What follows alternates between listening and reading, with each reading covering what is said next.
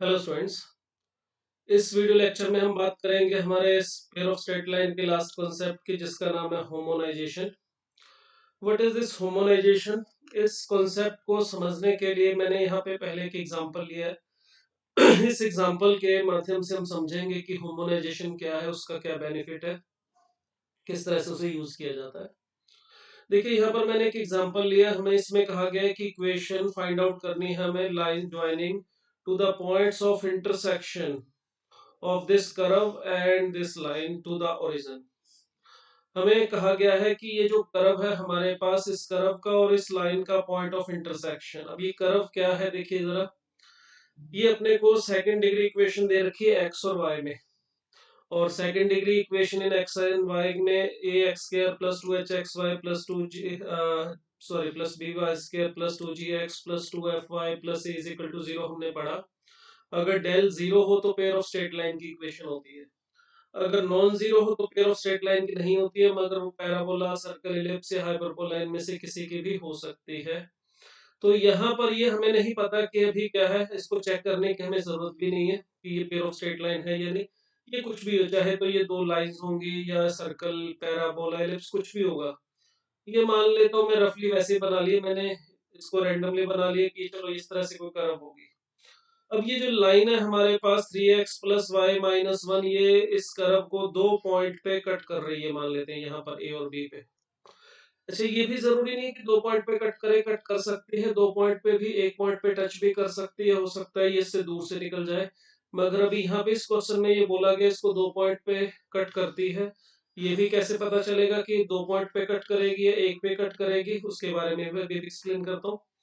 हमें यहाँ पर बोला गया है कि इस लाइन और इस कर्व के जो पॉइंट ऑफ इंटरसेक्शन है, उनको ओरिजिन से ज्वाइन करके जो दो लाइन बनेंगी ओ ए और ओ बी, हमें इन दोनों लाइन की इक्वेशन फाइंड आउट करने के लिए कहा गया है। तो इसको करने का ये होमोनाइजेशन वाला जो मेथड है, ये मैं बाद में एक्सप्लेन करूंगा। पहले अगर हम बिना होमोनाइजेशन जो मेथड है उसके सोचें, तो ऐसा नहीं कि इसके होमोनाइजेशन मेथड से इसे किया जा सकता है। इस मेथड से भी इसे हम करेंगे, मगर उसके बिना अगर हम इसको करने की सोचें तो हमारे दिमाग में किस तरह से करने का जो मेथड है वो क्या होगा, उसके बारे में अगर हम सोचें तो इसमें देखिए सिंपल सा लॉजिक है। अगर ये लाइन है और ये हमारे पास एक कर्व है, अगर मुझे इन दोनों के ये पॉइंट ऑफ इंटरसेक्शन मिल जाए किसी तरह से, तो मैं आराम से इसको सॉल्व करके पॉइंट ऑफ इंटरसेक्शन को यूज करके ओ ए की भी इक्वेशन ढूंढ सकता हूँ, क्योंकि ओ के कोऑर्डिनेट है मेरे पास 0,0। ए और बी मिल जाए तो काम हो जाएगा हमारा, हमें इक्वेशन मिल जाएगी ओ ए और ओ बी दोनों की। तो ये पहला मेथड हमारे दिमाग में ये आ सकता है इसमें। अब मुद्दा ये है कि यहाँ से हम ए और बी कैसे फाइंड आउट करें। देखिए, जब भी दो लाइन, एक लाइन और एक कर्व या दो कर्व्स हमें दी जाए और उनका point of intersection find out करना हो हमें, तो उसका एक सिंपल सा तरीका होता है कि दोनों की इक्वेशन को मर्ज करके सॉल्व करो, एलिमिनेट करो। किसी एक को, x को एलिमिनेट करके y में इक्वेशन बना लो, या y को एलिमिनेट करके x में इक्वेशन बना लो। और उस इक्वेशन से जो x की वैल्यू मिलेंगी, अगर आपने उसको x में कन्वर्ट किया है तो जो x की वैल्यूज मिलेंगी वो इन पॉइंट ऑफ इंटरसेक्शन के x कोऑर्डिनेट होंगे। अगर आपने इसको y में मर्ज करके बनाया है, कन्वर्ट किया है, y में x को एलिमिनेट किया है, तो उस y की जो y के में इक्वेशन मिलेगी उससे सॉल्व करके जो y की वैल्यूज आएंगी वो हमें इस पॉइंट a और b के y कोऑर्डिनेट देंगे। कोई एक कोऑर्डिनेट दोनों का मिल जाए, x या y, और दूसरा हम आराम से इस कर्व की इक्वेशन या लाइन की इक्वेशन में रख के दूसरा पॉइंट भी ढूंढ सकते हैं। तो इसके लिए देखिए, अगर मैं पहला मेथड यूज करूं बिना होमोनाइजेशन के, हम इसको करना चाहें तो सबसे पहले मैं क्या करता हूं, लाइन की इक्वेशन में से 3x plus y minus one is equal to zero में से y को फाइंड आउट करूं, तो ये मुझे 1 माइनस थ्री एक्स मिल रहा है।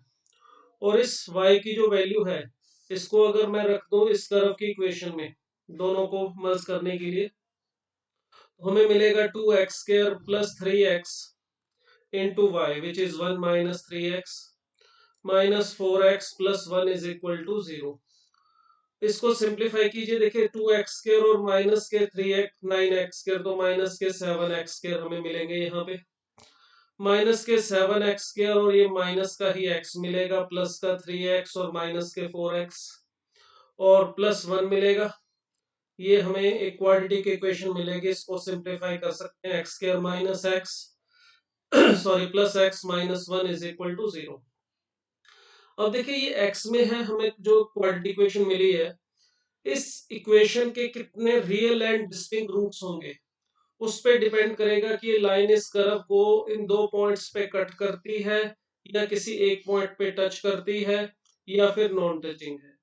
अगर इस क्वाड्रेटिक इक्वेशन से हमें x की दो रियल एंड डिफरेंट वैल्यू मिल जाए, अगर इस इक्वेशन से हमें x की दो रियल एंड डिफरेंट वैल्यूज अगर मिल जाएं, तो वो जो दो रियल एंड डिफरेंट वैल्यूज होंगी वो हमारे पास पॉइंट ए और बी के दो डिफरेंट कोऑर्डिनेट्स आ जाएंगे। मतलब ये हुआ कि अगर मुझे यहाँ से सॉल्व करके x की दो वैल्यूज मिलती हैं x1 और x2, और ये दोनों वैल्यूज रियल और डिफरेंट हैं, तो वो दोनों वैल्यूज मुझे क्या प्रोवाइड करेंगे, मुझे इन पॉइंट ए और बी के वो x कोऑर्डिनेट प्रोवाइड कर देंगे, x1 एंड x2।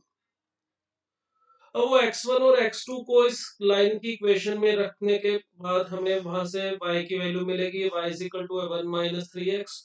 तो x की वैल्यू अगर मैं यहाँ पे y के में रख दूंगा तो मुझे y1 और y2 ये दोनों पॉइंट a और b के x कोऑर्डिनेट और y कोऑर्डिनेट मिल जाएंगे।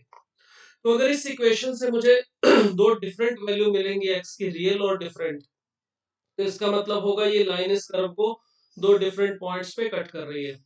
ये भी हो सकता है कि लाइन, सॉरी, ये जो क्वाड्रेटिक इक्वेशन है इससे हमें दो की बजाय एक ही रियल वैल्यू मिले, मीन टू से इस इक्वेशन के रूट्स इक्वल आ जाए। अगर इसका डिस्क्रिमिनेंट 0 होगा तो इसके रूट्स इक्वल भी आ सकते हैं। अगर डी 0 आता है, रूट्स इक्वल आते हैं, उस केस में ये लाइन इसको दो पॉइंट पे कट नहीं करेगी, किसी एक पॉइंट पे टच करके निकल जाएगी। और इसी तरह से अगर बाई चांस डी नेगेटिव आ जाता है फिर तो बात ही खत्म हो जाएगी।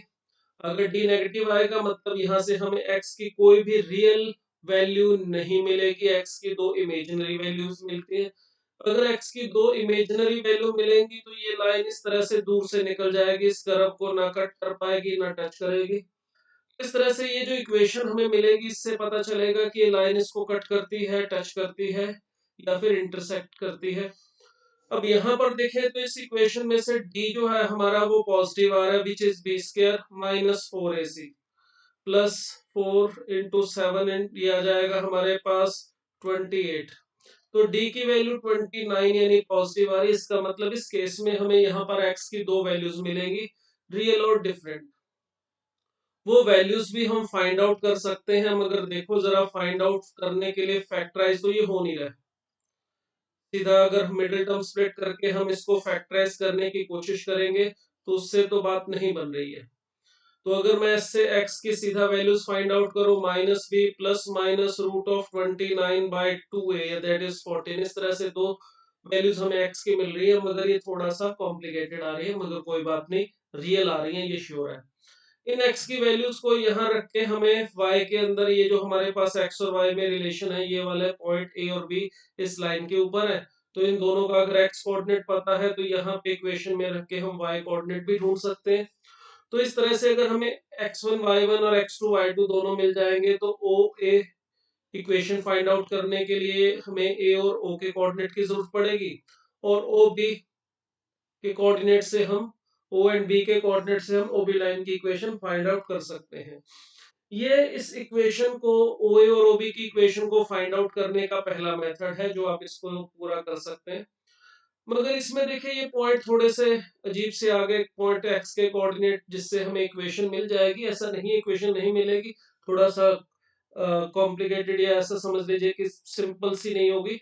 जैसे कि 3x + y - 1 है, उसमें √29 भी आ जाएगा कोफिशिएंट्स में, तो उससे हमें कोई लेना देना नहीं है, मगर हमें ये पता है कि इससे हमें इक्वेशन मिल जाएगी। ये एक मेथड है इसको करने का, मगर इसे आसान बनाया जा सकता था। वो कैसे बनाया जा सकता है आसान, उस मेथड को समझेंगे। उस मेथड का नाम है होमोनाइजेशन। ये होमोनाइजेशन जो मेथड है हमारे पास, इसको यूज करके हम ये ओ ए और ओ बी दोनों लाइंस की इक्वेशन बड़े आसान तरीके से ढूंढ सकते हैं। अब इसके लिए, इस मेथड के लिए हमारा देखिए एक बेसिक कॉन्सेप्ट है जो हमने लास्ट लेक्चर में पढ़ा था, पेयर ऑफ स्ट्रेट लाइन में।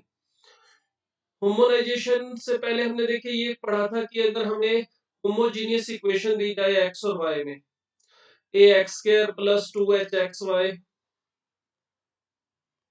+ by² = 0, अगर हमें ये इक्वेशन दी जाए तो हमें यहाँ पे ये पता है कि ये जो इक्वेशन है हमारे पास fxy होमोजीनियस इक्वेशन एक्स और वाई में ये हमेशा पेयर ऑफ स्ट्रेट लाइन को रिप्रेजेंट करेगी।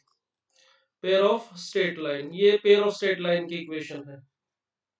और दूसरी बात हमें ये भी पता है कि इनका जो पॉइंट ऑफ इंटरसेक्शन होगा वो ओरिजिन होगा, that is passing through origin, passing through origin. ये जो हमें होमोजेनियस इक्वेशन एक्स और वाई में दी होगी, हमें कंफर्म है कि ऐसी इक्वेशन जो है होमोजेनियस इक्वेशन एक्स और वाई में सेकंड डिग्री की, ये हमेशा पेयर ऑफ स्ट्रेट लाइन को रिप्रेजेंट करती है और उनका पॉइंट ऑफ इंटरसेक्शन भी ओरिजिन होता है। अब इसका हमारे इस एग्जांपल से क्या लेना देना, देखिए हमें दिखाई दे रहा है ओ ए और ओ बी, देखो दोनों की दोनों लाइन ओरिजिन में से पास कर रही हैं। तो इसका मतलब ये हुआ कि ओ ए और ओ बी की जो हमारे पास इक्वेशन होगी, कंबाइंड इक्वेशन होगी, पेयर ऑफ स्ट्रेट लाइन के फॉर्म में जो इक्वेशन होगी, वो 100% श्योर है कि वो पेयर ऑफ स्ट्रेट लाइन की जो इक्वेशन है वो होमोजीनियस इक्वेशन होगी एक्स और वाई में। यानी कि अगर मैं ओ ए और ओ बी की कंबाइंड इक्वेशन फाइंड आउट करना चाहूँ तो मुझे ये आइडिया है कि वो जो इक्वेशन है वो A X square plus 2h xy plus B Y square की फॉर्म में ही आएगी। तो हम उस ओ ए और ओ बी की इक्वेशन को फाइंड आउट करने के लिए, देखिए पहले वाले मेथड में ये पॉइंट ऑफ इंटरसेक्शन ढूंढने की कोशिश कर रहे थे इन दोनों लाइन और कर्व की इक्वेशन को मिला के। अब हमें पॉइंट ऑफ इंटरसेक्शन नहीं कर फाइंड आउट करना, देखो हमने पेयर ऑफ स्ट्रेट लाइन की होमो इक्वेशन फाइंड आउट करनी है ओ ए और ओ बी की, ये पता है कि वो होमोजीनियस है, A X square plus 2h xy plus B Y square की फॉर्म में होगी। तो हम सीधा सीधा ओ ए और ओ बी की इक्वेशन बनाने की भी कोशिश कर सकते हैं। जैसे पॉइंट ऑफ इंटरसेक्शन के लिए हम इन दोनों को मर्ज कर रहे थे, दोनों को मिला के हम y को एलिमिनेट करके x में इक्वेशन ला रहे थे, या x को एलिमिनेट करके y में इक्वेशन भी लाई जा सकती थी, उससे y1 y2 मिलता। तो मर्ज तो हमें करना ही है, मगर मर्ज करके हम करना क्या चाहते हैं, इस पहले मेथड में हम उनके point of intersection find out करना चाह रहे थे। अब जो मेथड 2 है उसमें मैं क्या करूंगा, इन दोनों को मर्ज तो करूंगा, मगर मर्ज करके मैं कोशिश करूंगा कि इन दोनों इक्वेशन से मर्ज करके जो नई इक्वेशन बने वो होमोजीनियस इक्वेशन हो एक्स और वाई में, और वो भी सेकंड डिग्री। अब वो कैसे मिलेगी उसके लिए देखिए हमारे पास ये जो दोनों इक्वेशंस हैं इनको मैं लिख लेता हूँ। पहली इक्वेशन है हमारे पास 2x² plus 3xy minus 4x plus 1 is equal to 0। ये हमारे पास देखिए कर्व की इक्वेशन थी 2x² plus 3xy minus 4x plus 1 is equal to 0। और लाइन की इक्वेशन है हमारे पास 3x plus y minus 1 is equal to 0। ये कर्व और ये लाइन एक दूसरे को दो पॉइंट्स पे कट करते हैं, ए और बी पे, और हमने इन दोनों पॉइंट्स ए और बी को ओरिजिन से ज्वाइन करना है इस तरह से। और ओ ए और ओ बी की इक्वेशन फाइंड आउट करनी है, तो हमें ये पता है कि ओ ए और ओ बी की equation, equation of O A and O B, ये कुछ जो भी होगी इक्वेशन दोनों की कंबाइंड इक्वेशन, ये पता है इस रूप में होगी, A X square plus 2h xy plus B Y square is equal to 0। क्योंकि दोनों लाइन ओरिजिन में से पास करती हैं, तो अगर दो लाइन ओरिजिन में से पास करती हैं उनकी कंबाइंड इक्वेशन इसी रूप में आती है। अब अगर मैं इन दोनों को मिला के ये चीज बनाने की कोशिश करना चाहता हूं तो कैसे हो पाएगा, देखिए जरा। ये हमारे पास जो होमोजेनियस इक्वेशन है इसकी खासियत ये होती है कि हर एक टर्म की जो डिग्री है वो सेम होती है। अब अगर, और वो भी 2, यहाँ पे होमोजेनियस इक्वेशन है सेकंड डिग्री में है, तो यहाँ पे मैं देखो इसमें डिग्री 2 में होमोजेनियस इक्वेशन किस तरह से बनाऊंगा। इस कर्व की इक्वेशन में देखें तो ये फर्स्ट 2 टर्म जो हमारे पास है इनकी डिग्री 2 है, माइनस 4x जो है इसकी डिग्री है 1, और ये जो कांस्टेंट टर्म है इसकी डिग्री है 0, तो ये हेट्रोजीनियस है। मैं अब इन दोनों को मिला के इसे होमोजीनियस बनाऊंगा, वो किस तरह से बनेगी देखिए। यहां से मैं 3x plus y is equal to 1 लिख रहा हूं, तो ये जो 1 है हमारे पास, इसकी जो वैल्यू यहाँ पे मैंने लिखी, ये 3x प्लस वाई, ये फर्स्ट डिग्री की होमोजेनियस पॉलिनोमियल है। 3x प्लस वाई की बात कर रहा हूं मैं, 3x प्लस वाई एक होमोजेनियस पॉलिनोमियल है फर्स्ट डिग्री का। अब अगर मैं एक काम करूं यहाँ पे इस इक्वेशन में 2x² plus 3xy minus 4x था, इनटू में अगर 1 लिख दूं तो कोई फर्क नहीं पड़ेगा, क्योंकि 1 से किसी भी नंबर को मल्टीप्लाई करने से कोई फर्क नहीं पड़ता। यहाँ 1 है, इसको भी मैं 1 स्क्वायर के साथ मल्टीप्लाई कर दूं या 1 को सिंपली 1 स्क्वायर लिख दूं, एक ही बात है, कोई प्रॉब्लम नहीं है। हमने जहां डिग्री 2 थी वहां पे कोई चेंज नहीं किया, हमें डिग्री 2 बनानी थी, यहाँ पे 2 थी तो इसमें कुछ भी बदलाव करने की जरूरत नहीं है। यहाँ पे डिग्री 1 थी तो इसमें इंटू 1 किया, और जहां डिग्री 0 थी वहां 1 स्क्वायर मल्टीप्लाई किया। अब इस 1 और 1 स्क्वायर से एक्चुअल तो देखिए कोई फर्क नहीं पड़ रहा है, बट हम अगर 1 की वैल्यू यहाँ से जो हमने लाइन की इक्वेशन में से फाइंड आउट की उसको यहाँ पर और यहाँ पे रख दे, ये जो वैल्यूज है हमारी 1 की, वो दोनों वैल्यूज हम यहाँ पे अप्लाई कर दें, तो देखिए हमें क्या मिलेगा, 2x² plus 3xy minus 4x into 3x plus y plus 1 into, या नहीं तो सिंपली 1 स्क्वायर लिख दो, उसकी वैल्यू है 3x प्लस वाई और ऊपर square b is equal to 0। तो देखिए यहाँ पे हमें मिल जाएगा 2x² plus 3xy minus 12x² minus 4xy plus 9x² plus y² plus 6xy, ये स्क्वायर खोल दिया, इज इक्वल टू 0। तो x² वाली टर्म देखें तो 9 plus 2 11 and minus 12 that is minus x² plus 3xy और प्लस के 6 9xy प्लस के और माइनस के 4 तो प्लस 5xy y² सिर्फ एक बार ही आ रहा है, चलिए plus y² is equal to 0, ये इसे ऐसे लिख दो, x² minus 5xy minus y² is equal to 0। तो ये देखिए इन दोनों को मर्ज करके मैंने ये जो इक्वेशन बनाई है x² plus minus 5xy minus y² is equal to 0, ये होमोजेनियस इक्वेशन जो हमने बनाई है x और y में सेकंड डिग्री की, ये हमारे पास equation of OA and OB है। ये इन दोनों लाइन OA और OB की कंबाइंड इक्वेशन है। क्यों है, पहली बात तो ये होमोजेनियस है तो पेयर ऑफ लाइन की इक्वेशन होगी जिनका पॉइंट ऑफ इंटरसेक्शन ओरिजिन होगा। तो कोई दिमाग में ये भी आ सकता है सर ऐसी तो बहुत सारी लाइंस हो सकते हैं जिनका पॉइंट ऑफ इंटरसेक्शन ओरिजिन है, और हम दो लाइन कोई भी, ये कैसे गारंटी मिलेगी कि ये इसी पर्टिकुलर लाइन OA और OB की इक्वेशन है। तो देखिए पहली बात तो कंफर्म है एक पेयर ऑफ लाइन की इक्वेशन होगी। अब इस बात की क्या कंफर्मेशन है कि वो इस पॉइंट ऑफ इंटरसेक्शन की ही इक्वेशन होगी। तो इसके लिए देखिए ये जो पॉइंट है हमारे पास A, अगर ये कंफर्म हो जाए कि पॉइंट A इस लाइन की इक्वेशन को सेटिस्फाई करेगा और पॉइंट बी भी, तो ये कंफर्म हो जाएगा कि ये ओ और ओबी की ही इक्वेशन है, इसके अलावा किसी और की नहीं है। अब फिर कहेंगे कि या क्या इसके लिए हमें ए और बी ढूंढना पड़ेगा? नहीं, बिल्कुल भी नहीं ढूंढना पड़ेगा। अगर मैं मान लूं वैसे ही पॉइंट ए और बी अल्फा कोमा बीटा है, तो मैं कंफर्मली कह सकता हूं कि अल्फा कोमा बीटा इस इक्वेशन को सेटिस्फाई करेगा। क्यों करेगा? क्योंकि ये इक्वेशन इससे आई है, देखिए इसी को सिंप्लीफाई करके आई है।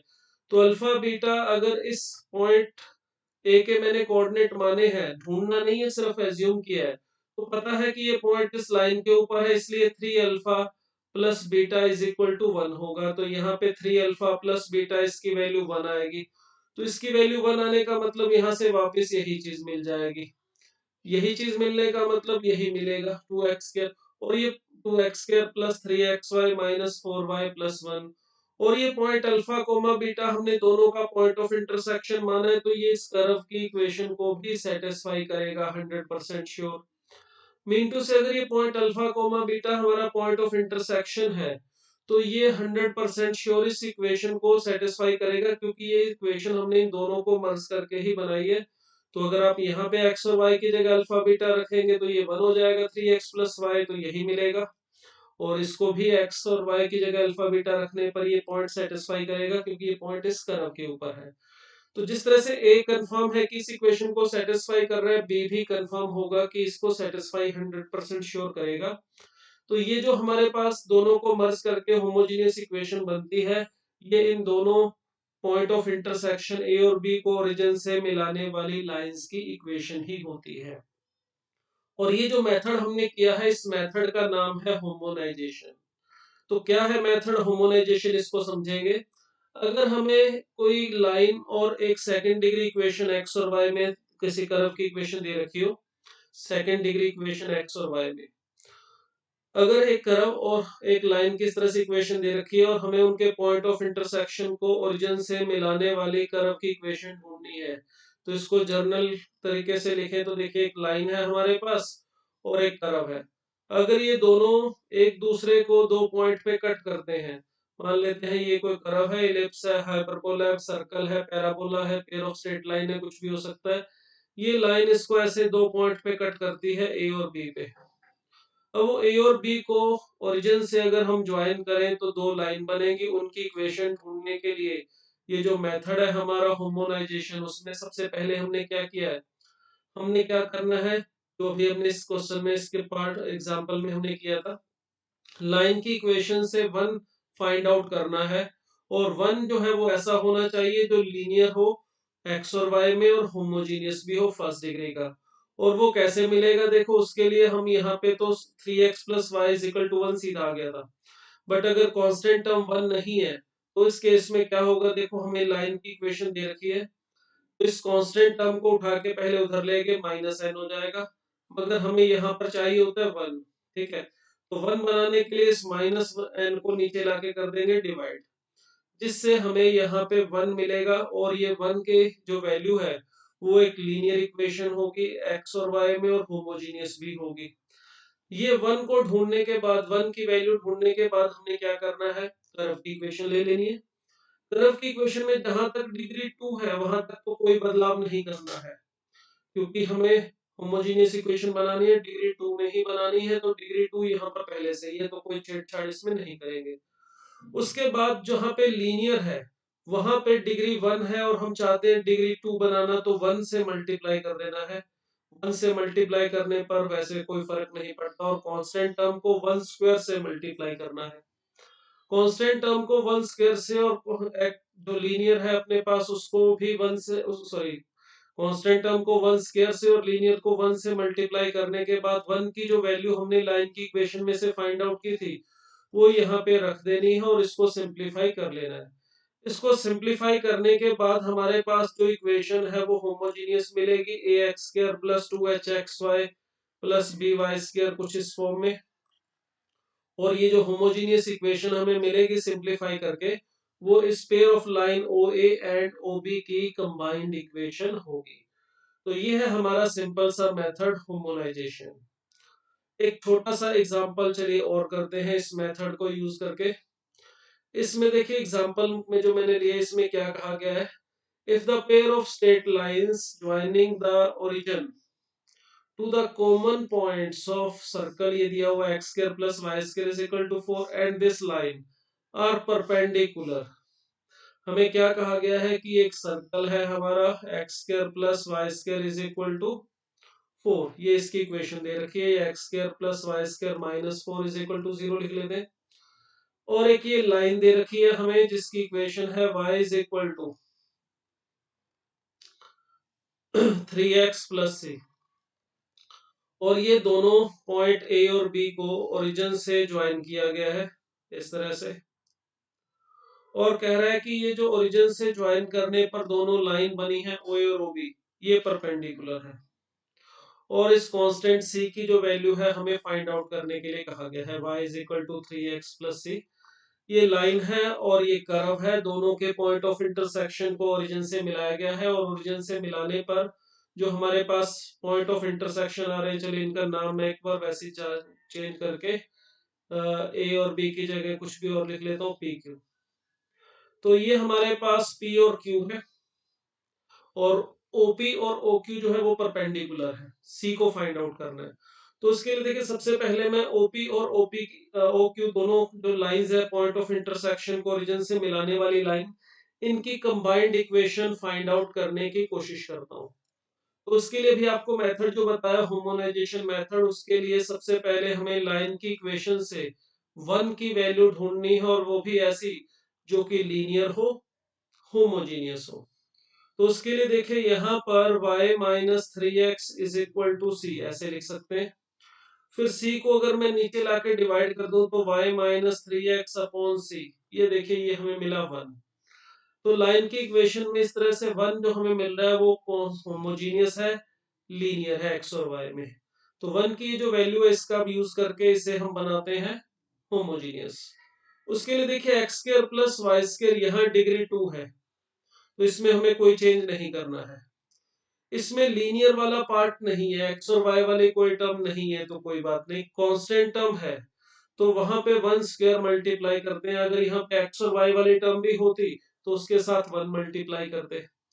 अब नहीं है तो कोई बात नहीं, यहाँ पे डिग्री 2 है, यहाँ पे 0 थी तो इसके लिए 1 स्क्वायर से मल्टीप्लाई कर दिया। तो इसके लिए देखो X square plus Y square minus 4 into 1 का square that is Y minus three X by C का स्क्वायर, इसे ले रहे और फिर इसको सिंप्लीफाई करते हैं। सिंप्लीफाई में देखिए ये सी स्क्वायर जो नीचे होगा हमारे पास वो एलसीएम लेके यहाँ पर आ जाएगा C square X square plus C square Y square minus 4 into, यहाँ पर देखेंगे तो Y square minus sorry Y square minus 6xy plus 9y 9x square, ये कुछ ऐसे मिल जाएगा हमें और इज इक्वल टू 0। ये जो हमें इक्वेशन मिल रही है इसको थोड़ा सही करके लिखें, एक्स स्क्वायर वाली टर्म इकट्ठी करके लिखो तो देखिए एक्स स्क्वायर के साथ यहाँ पर है सी स्क्वायर और माइनस 36 एक्स स्क्वायर और भी है तो सी स्क्वायर माइनस 36 एक्स स्क्वायर ये मिलेगा। वाई स्क्वायर वाली टर्म में देखिए सी स्क्वायर तो था वाई स्क्वायर के साथ यहाँ पे और माइनस 4 ये भी मिल रहा है हमें वाई स्क्वायर और एक्स वाई वाली टर्म में मिलेगा minus 24xy plus 24xy is equal to 0। अब देखिए ये हमें जो इक्वेशन मिली है इसको मैं नेक्स्ट पेज पे ले जा रहा हूँ। ये हमें मिला है C square minus 36 X square plus 24xy plus C square minus 4y square is equal to 0। तो देखो हमने इस सर्कल की और लाइन की इक्वेशन को मिला के हमने एक होमोजीनियस इक्वेशन बना ली है x और y में। और ये जो होमोजीनियस इक्वेशन हमें मिली है हमने अभी बात की थी होमोनाइजेशन मेथड में, अगर हम इस सर्कल और लाइन की इक्वेशन को मिला के होमोजीनियस इक्वेशन बना रहे हैं, वो होमोजीनियस इक्वेशन इनका जो पॉइंट ऑफ इंटरसेक्शन है P और Q, इनको ओरिजिन से मिलाने वाली लाइंस OP और OQ की इक्वेशन है। तो ये जो हमें इक्वेशन दिखाई दे रही है ये है हमारी equation of OP and OQ, ये कंबाइंड इक्वेशन है हमारे पास OP और OQ की। अब हमें ये दिया हुआ है कि ये दोनों लाइन जो है वो परपेंडिकुलर है, OP परपेंडिकुलर है OQ के। इस कंडीशन को यूज करके हमें C फाइंड आउट करना है। इसके लिए देखिए हमने पढ़ा था पेयर ऑफ स्ट्रेट लाइन में अगर हमें होमोजीनियस इक्वेशन दी हो या नॉन होमोजीनियस इक्वेशन दी हो, दोनों केसेस में अगर वो पेयर ऑफ स्ट्रेट लाइन है, ये अगर दो लाइंस की इक्वेशन है चाहे ये होमोजीनियस है तो भी ठीक है, नॉन होमोजीनियस होती तो भी कंडीशन सेम थी। अगर ये दो लाइन L1 और L2 की इक्वेशन है और दोनों लाइन अगर परपेंडिकुलर है तो उसके लिए कंडीशन थी हमारे पास a plus b is equal to 0। मतलब एक्स स्क्वायर और वाई स्क्वायर के कोफिशिएंट का अगर सम 0 है तो दोनों लाइंस परपेंडिकुलर होंगी, अगर लाइंस परपेंडिकुलर है तो a प्लस बी 0 होगा। तो इस कॉन्सेप्ट का यूज अगर हम यहाँ पे करें a plus b is equal to 0, a का मतलब एक्स स्क्वायर का कोफिशिएंट, b का मतलब वाई स्क्वायर का कोफिशिएंट, तो इससे मिलेगा C square sorry 2c² minus 40 is equal to 0 that is C square is equal to 20। तो लीजिए भाई c की वैल्यू हमें फाइंड आउट करनी थी तो हमारा आंसर आ रहा है plus minus root 20 that is plus minus 2 root 5। तो ये दो पॉसिबल वैल्यूज देखिए हमें c की मिल रही है जिसके लिए हमारी दोनों lines OP and OQ perpendicular है। तो ये था हमारा पेयर ऑफ स्ट्रेट लाइन और उसका ये लास्ट कॉन्सेप्ट होमोनाइजेशन।